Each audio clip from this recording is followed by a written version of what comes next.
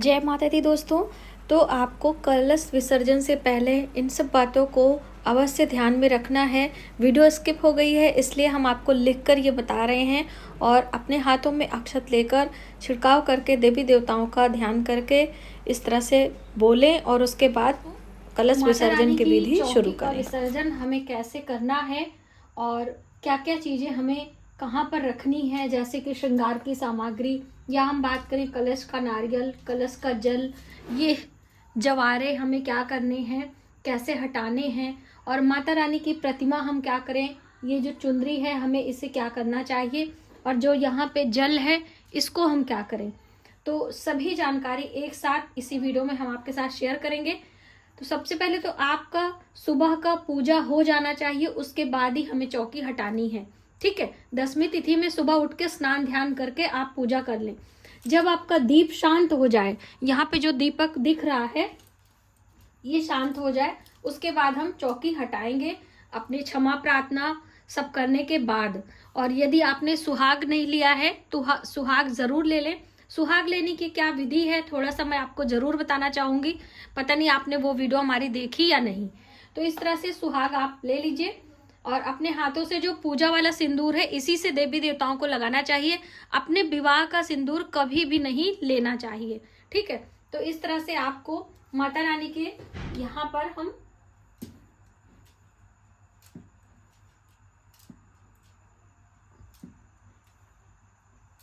5 बारी लगा दीजिए, 3 बारी या फिर 7 बारी लगाकर लास्ट में ये जो लगा है बस आप इसी को अपने मांग में लगा सकते हैं। आपकी देवरानी जेठानी जो भी हैं, आप चाहें तो उनके लिए भी लेना चाहते हैं तो आप दुपट्टे में जो दुपट्टा आपने पहना है उसमें इस तरह से लगा के इसको इस तरह से गीट बांध लीजिए, फिर आप उनके मस्तक पर लगा दीजिएगा।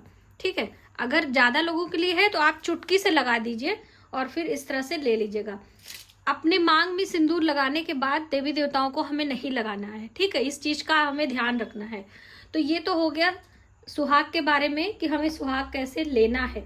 पूजा के साथ में ही आपको सुहाग ले लेना है जब हमारा दीपक जलता रहता है। तो अब बारी आती है, इन सब चीजों को आपने हटा देना है।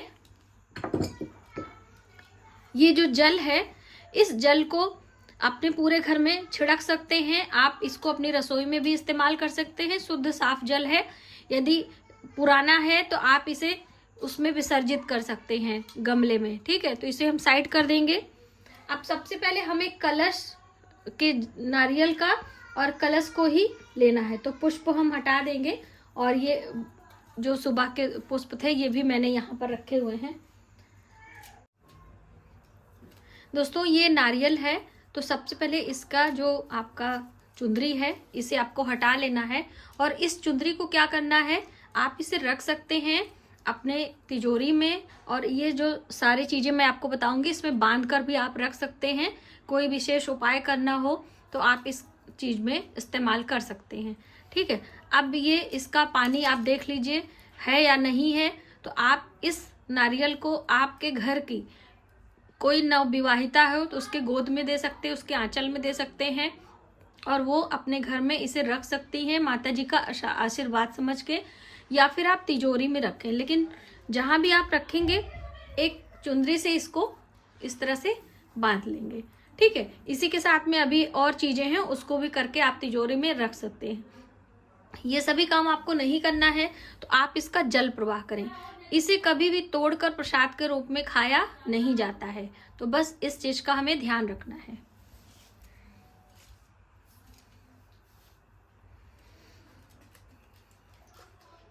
ये जो चावल है दोस्तों ये अच्छा है, तो आप अपनी रसोई में इसको इस्तेमाल कर सकते हैं। जैसे ये हमने कलर किया है तो आप इसकी खीर वगैरह भी बना सकते हैं।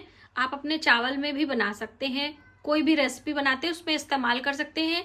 इसमें माता रानी का आशीर्वाद है, 9 दिनों तक हमने यहाँ पे पूजा अर्चना करी है, तो आप इस तरह से कर सकते हैं। यदि गीला हो गया है, फंगस लग गया है, तो आप इसे पंछियों में डाल सकते हैं। ठीक है, या आप बहुत ज्यादा खराब हो गया है तो फूलों के साथ में विसर्जित कर सकते हैं। जैसा भी हो आप इसका इस्तेमाल करेंगे।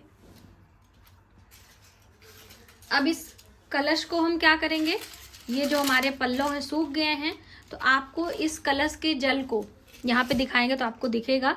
कलश के जल को सबसे पहले आपको इसके जल को पूरे घर में छिड़काव करना है, ठीक है। और उसके बाद में ये सारे पत्ते इसमें हम रख देंगे।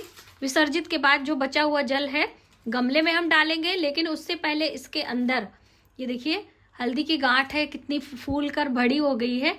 इसे हम सुखा कर और अपनी रसोई में इस्तेमाल करेंगे। और दोस्तों इसका सबसे ज़्यादा इस्तेमाल होता है, इसे पत्थर पर घिसकर अपने बच्चों के मस्तक पर तिलक लगा सकते हैं, ठीक है। तो ये 2 यूज़ है, यहाँ पे हम रख दे रहे हैं। और अभी यहाँ पर जल गिराने की जगह नहीं, इसलिए इसके अंदर से चीज़ें हम निकाल ले रहे हैं। ये है दोस्तों लौंग और इलायची और ये सुपारी। तो जैसे मैंने बताया कि नारियल के साथ में ये सुपारी और लौंग इलायची सुखाकर आप बांधकर कपड़े में रख सकते हैं, इसको भी हम रख दे रहे हैं। अब इसमें बचा है सिक्का, ये है सिक्का। तो ये हमारा चांदी का सिक्का है। तो ये सारी चीज़ें मैंने इसमें डाली थी और आपको विश्वास नहीं होगा 9 दिनों के बाद भी ये इतना खुशबूदार जल है। इसमें मैंने कपूर और ये विशेष चीज़ें इत्र वगैरह डाली थी, तो बिल्कुल भी सड़न और बदबू नहीं है। बहुत ही खुशबूदार और अच्छा जल है। इसे पूरे घर में छिड़काव करने से आपके पूरे घर का ये देखिए, तो ये आप इसे सुखाकर रख लीजिए और फिर आप इसको रसोई घर में भी इस्तेमाल कर सकते हैं। तो ये जल का हो गया। कलश धोकर आप रख लीजिए भगवान को जल देने के लिए, या फिर पूजा पाठ में फिर आप इस्तेमाल करेंगे। अगर मिट्टी का बर्तन है तो मिट्टी का बर्तन खाली अपनी रसोई में मत रखिएगा, उसको गमले में फ्लावर पॉट के रूप में इस्तेमाल करें, या फिर उसमें मिट्टी भर के सिक्के दबाकर अपने घर के पश्चिमी हिस्सा में रख सकते हैं, ठीक है। मुझे याद आ गया कि जो लोग मिट्टी का रखेंगे वो क्या करेंगे।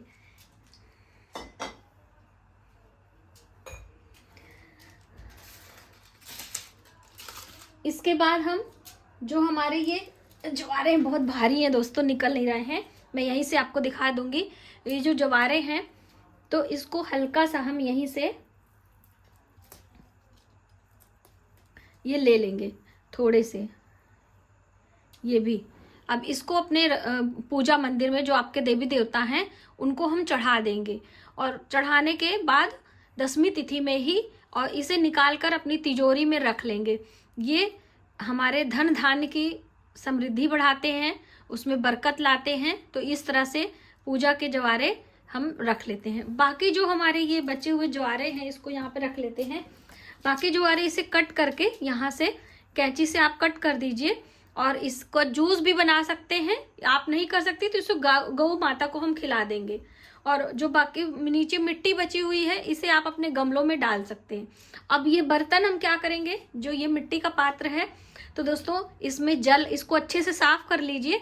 जल भरकर, अभी गर्मियों का दिन आ रहा है तो किसी पेड़ पौधे के नीचे आप पंछियों को जल पीने के लिए इसको इस्तेमाल कर सकते हैं, या फिर इसमें थोड़ा सा होल करके आप इसमें कोई छोटा मोटा प्लांट्स लगा सकते हैं।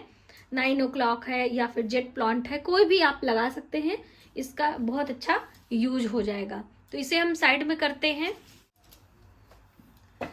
ये जो हमारी पुस्तकें हैं ये पढ़ने के लिए हमने रखी थी, इसे आप लाल कपड़े में बांधकर इस तरह से आप रख सकते हैं, या फिर आपके कोई अलमारी वगैरह हो उसमें भी आप रख सकते हैं। ये पढ़ने के लिए आपको चाहिए, वरना व्यवस्थित करके आप इसे रख लीजिए।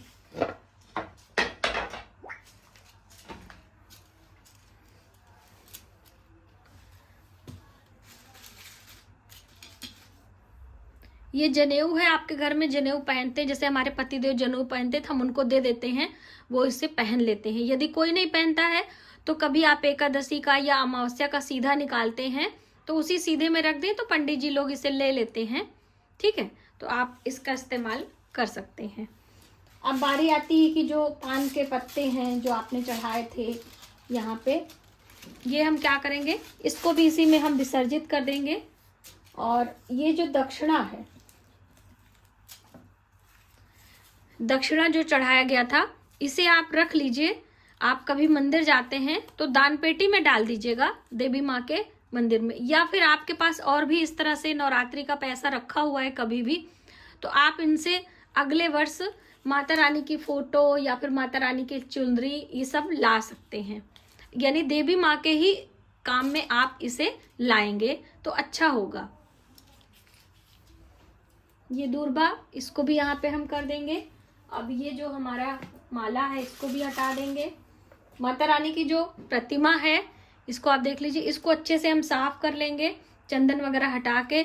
यदि आप अपने पूजा मंदिर में रखना चाहते हैं, जगह है तो आप वहाँ रखें, वरना लाल कपड़े में या पीले कपड़े में बांध कर इसे सुरक्षित रख दें।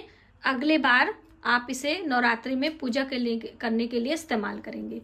ठीक है, तो इसे हम रख लेते हैं।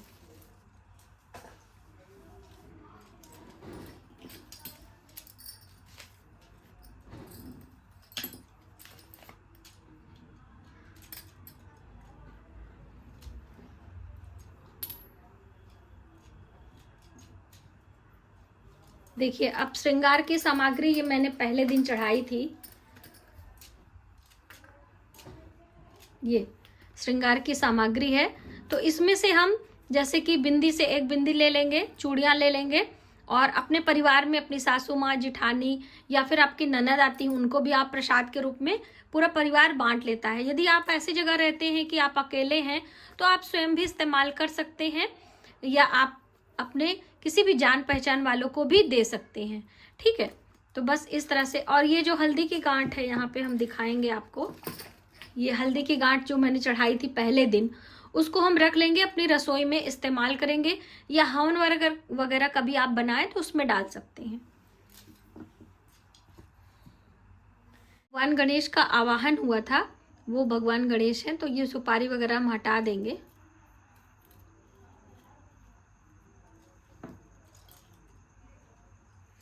ये तो आप ये चावल ले लीजिए और इनको भी हम विसर्जित कर देंगे, यानी कि इन्हीं फूलों के साथ में इनको हम विसर्जित कर देंगे गमले में। हम लोग अक्सर इसको अपने गमले में ही कर देते हैं, क्योंकि हमने आवाहन किया था, तो अब इनका विसर्जन भी कर दिया है। तो अभी यहाँ से ये भगवान गणेश हमारे घर में विराजमान हो चुके हैं और ये सुपारी खाली हो चुकी है।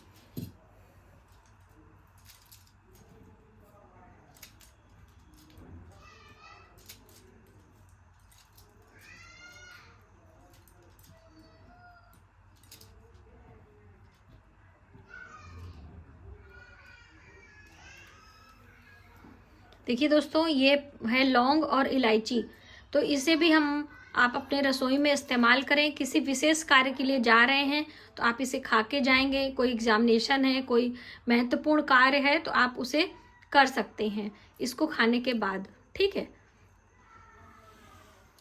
ये सुपारी कोई नहीं खाता है तो आप पंडित जी को सीधा में दे सकते हैं।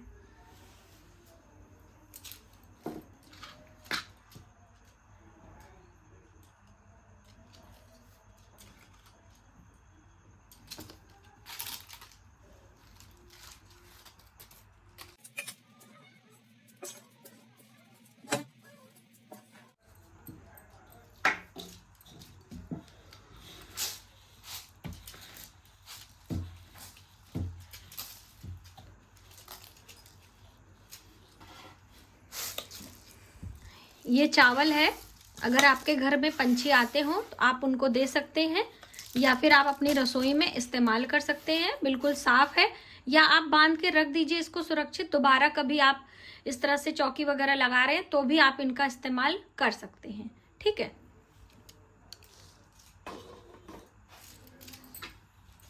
दोस्तों उसी प्रकार से इस कपड़े को धोकर साफ करके आप फिर दोबारा इस्तेमाल करें। लेकिन जिस दिन हम चौकी हटाएंगे यहाँ पर झाड़ू नहीं लगाएंगे। ठीक है, चौकी हटाने के बाद यहाँ पर सूखे कपड़े से सारी चीजें पोंछ लेंगे और उसके बाद एक दीप लगाना है।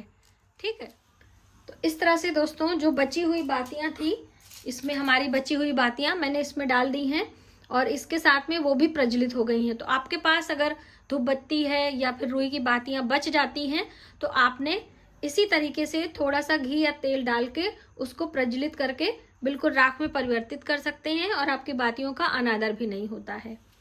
तो मुझे उम्मीद है कि आपके सभी सवालों के जवाब और सभी जानकारी विस्तार पूर्वक हमने दी है।